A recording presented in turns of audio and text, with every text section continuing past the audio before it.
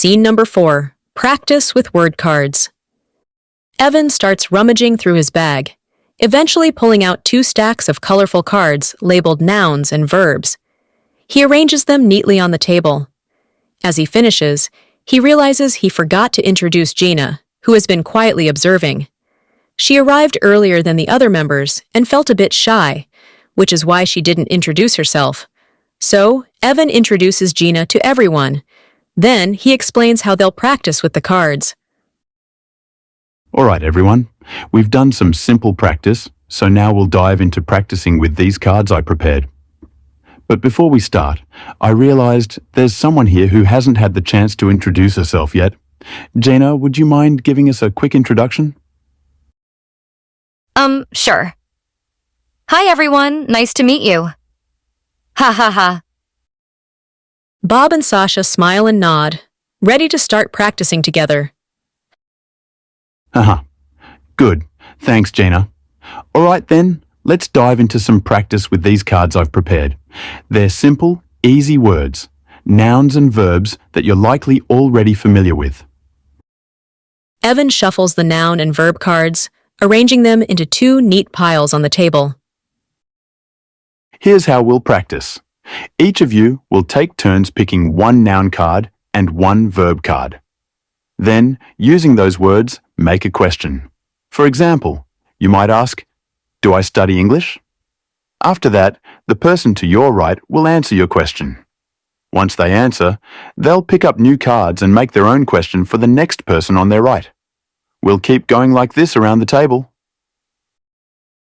The group nods, understanding the instructions, and prepares to start practicing. All right, let's give it a go. Gina, would you like to go first?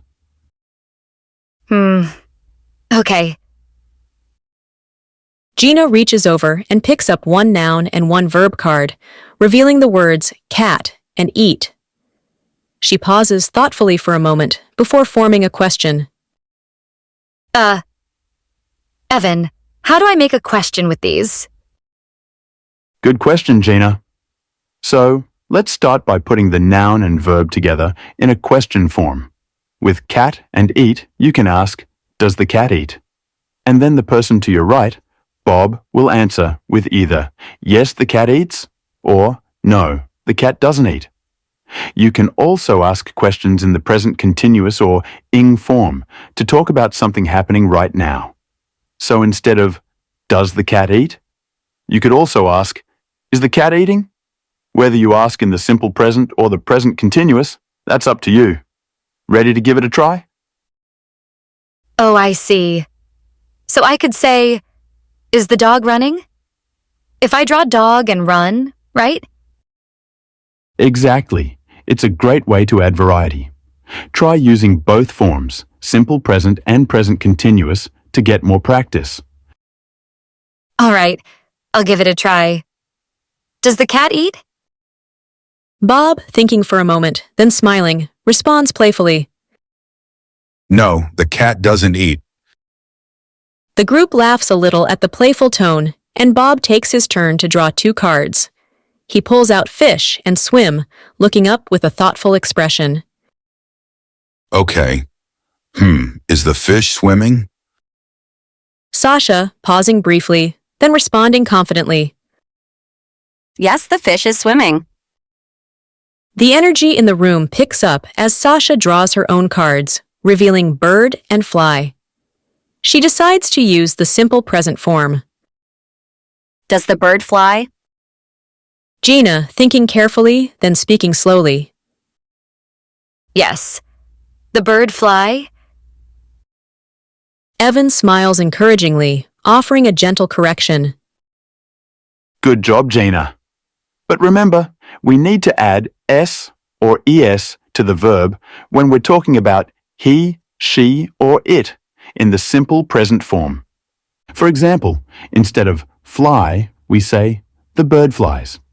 Here's another example. The cat jumps instead of the cat jump.